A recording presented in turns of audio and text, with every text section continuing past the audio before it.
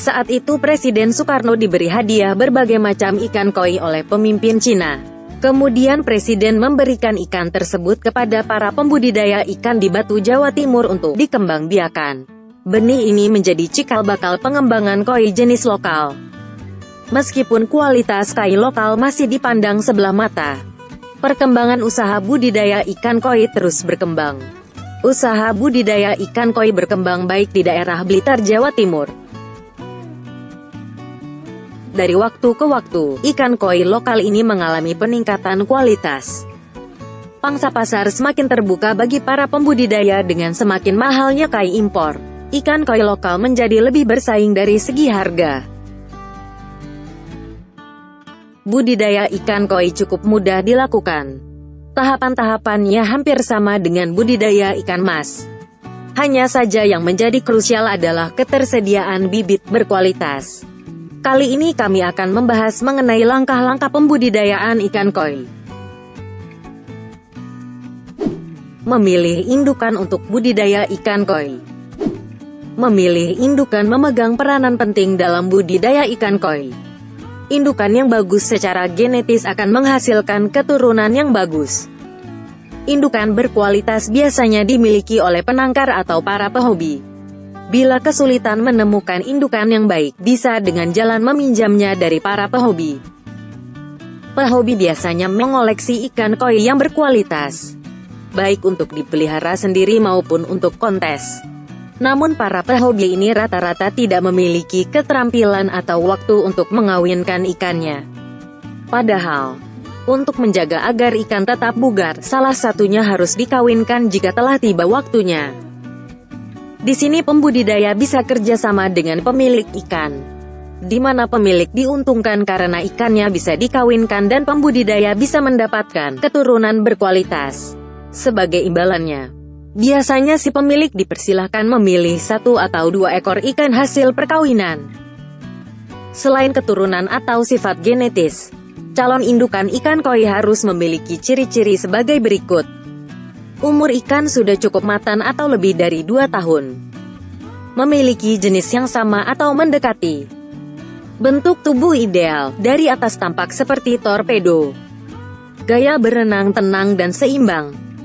Warna cemerlang dan kontras. Sehat dan gerakannya gesit atau tidak banyak diam di dasar kolam. Indukan jantan dan betina telah matang gonat. Pemeliharaan indukan ikan koi. Sebaiknya calon indukan ikan koi dipelihara dalam kolam khusus. Kedalaman kolam setidaknya tidak kurang dari 150 cm. Kepadatan kolam juga harus diperhatikan. Kolam berukuran 4x5 meter maksimal diisi 20 ekor indukan betina atau 40 ekor indukan jantan. Hal ini karena indukan betina biasanya memiliki ukuran yang lebih besar dari indukan jantan. Indukan betina dan jantan dipelihara di kolam yang berbeda. Manfaatnya agar saat dipijahkan indukan tidak perlu mengalami pemberokan lagi. Secara umum pemeliharaan kolam indukan sama saja dengan pemeliharaan kolam pembesaran. Pakan yang diberikan berupa pelet berukuran 8 mm. Jumlah pakan yang diberikan sekitar 3 hingga 5% dari bobot tubuhnya dalam 1 hari. Frekuensi pemberian pakan ialah 2-4 kali sehari. Pemijahan ikan koi. 1. Tempat pemijahan. Sebaiknya kolam pemijahan terbuat dari semen dan permukaannya diplester. Hal ini untuk menjaga agar sisik ikan tidak rusak bila terjadi gesekan saat proses pemijahan. Ukuran kolam variatif. Biasanya sekitar 3x6 meter dengan kedalaman 60 cm dan ketinggian air 40 cm. Kolam harus memiliki saluran air masuk dan keluar. Pada kedua saluran tersebut harus dipasang saringan halus. Tujuannya agar tidak ada hama pengganggu yang masuk ke dalam kolam dan telur atau larva hasil pemijahan tidak hanyut keluar kolam. Sebelum diisi air, kolam harus dijemur dan dikeringkan terlebih dahulu. Gunanya untuk memutus siklus bibit penyakit yang mungkin ada dalam kolam. Air yang dipergunakan untuk mengisi kolam hendaknya diendapkan terlebih dahulu selama 24 jam. ikan koi senang menempelkan telurnya pada media yang ada di dalam kolam. Oleh karena itu, sediakan kakaban yang terbuat dari ijuk atau bisa memanfaatkan tumbuhan air. Untuk memperkaya kadar oksigen, pasang aerator pada kolam pemijahan.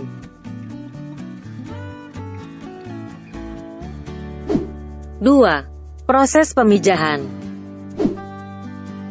Setelah kolam pemijahan siap, masukkan indukan ikan koi betina terlebih dahulu. Pemijahan biasanya berlangsung malam hari, sehingga induk betina bisa dimasukkan pada sore hari. Biarkan indukan betina beradaptasi dengan kondisi kolam terlebih dahulu agar ikan tidak stres. Setelah 2 hingga 3 jam, indukan jantan bisa dilepaskan di dalam kolam pemijahan. Jumlah indukan jantan yang dimasukkan 3 hingga 5 ekor. Hal ini untuk menghindari kegagalan dalam pemijahan dan semua telur yang dikeluarkan indukan betina bisa terbuahi. Sebenarnya bisa saja menggunakan hanya 1 jantan apabila ukuran si jantan cukup besar. Namun resiko kegagalannya lebih tinggi. Pemijahan biasanya berlangsung sekitar pukul 11 malam hingga dini hari sebelum matahari terbit. Selama masa itu akan terjadi aksi kejar-kejaran, di mana si betina akan menyemprotkan telurnya pada kakaban. Setelah telur menempel, indukan jantan akan menyemprotkan spermanya untuk membuahi telur tersebut. Setelah proses pemijahan selesai, segera angkat indukan-indukan tersebut dari kolam pemijahan. Apabila indukan dibiarkan tetap di dalam kolam, dikhawatirkan akan memakan telur-telur tersebut. Biarkan telur-telur yang ada di kolam untuk menetas. 3. Penetasan larva.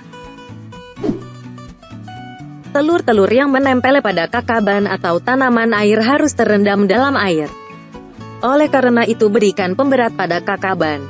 Pada keadaan normal, suhu sekitar 27 hingga 30 derajat Celcius, telur akan menetas dalam waktu 48 jam. Jika suhu air terlampau dingin, penetasan akan lebih lama. Bila terlampau panas, telur bisa membusuk. Setelah telur menetas, kakaban atau tanaman air bisa diangkat. Larva yang baru menetas masih menyimpan persediaan makanan yang bisa bertahan hingga 3 hingga 5 hari. Apabila persediaan makanan sudah habis, burayak ikan koi mulai membutuhkan pakan. Pakan yang bisa diberikan pada burayak umur 5 hari adalah kuning telur yang telah direbus. Kemudian kuning telur tersebut dilumatkan dan dicampur dengan air. Perhatikan pemberian pakan jangan sampai berlebihan dan mengotori air kolam. Bila ada sisa pakan, segera dibersihkan. Beberapa penangkar tidak menganjurkan pemberian pakan kuning telur karena mudah membuat kolam kotor dan menyebabkan kematian massal. Sebenarnya yang paling diinginkan burayak adalah pakan hidup. Oleh karena itu bisa diberikan kutu air yang telah disaring. Penyaringan kutu dilakukan hingga burayak berukuran 1 cm. Bila sudah lebih besar bisa diberikan kutu yang tidak disaring atau udang artemia. Cacing sutera bisa diberikan bila ukuran burayak sudah mencapai 1,5 cm. Pemberian pakan tersebut berlangsung hingga burayak berumur 3 minggu. Setelah itu, ikan dipindahkan ke kolam pendederan. 4. Pendederan. Kolam pendederan adalah kolam untuk memelihara ikan koi hingga berumur 3 bulan. Pada umur ini biasanya ukuran ikan koi telah mencapai 15 cm. Ukuran kolam 3x4 dengan kedalaman 40 cm bisa menampung 250 hingga 300 ekor anak ikan.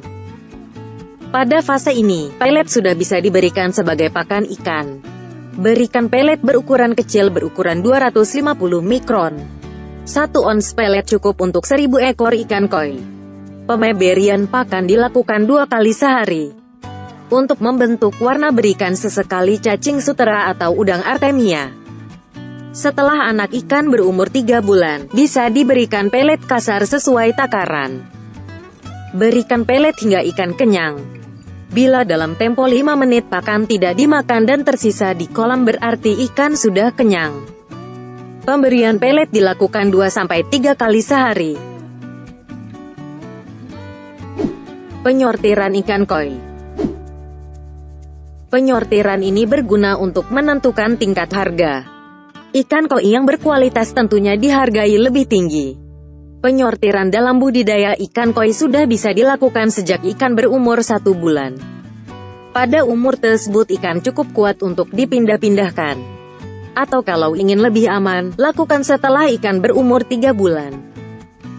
Faktor-faktor penyortiran didasarkan pada ukuran badan, bentuk dan kualitas warna. Ikan koi digolongkan berdasarkan ukurannya. Kecil dengan yang kecil dan ukuran besar dengan yang besar. Sedangkan bentuk badan dipilah dari bentuk yang tidak bagus. Bentuk badan yang bagus harus proporsional. Badannya membulat seperti peluru, tidak terlalu panjang. Siripnya simetris dan gerakannya tenang tapi mantap. Pemilahan juga dilakukan terhadap ikan yang warnanya cerah dan memiliki garis batas yang tegas. Koi yang baik memiliki batas warna yang kontras. Tidak ada gradasi warna pada batas-batasnya. Untuk seleksi lebih lanjut terdapat standar internasional kualitas ikan koi berdasarkan jenisnya. Nah, semoga video tentang cara budidaya ikan koi ini bermanfaat. Jangan lupa sukai dan berlangganan kanal kami.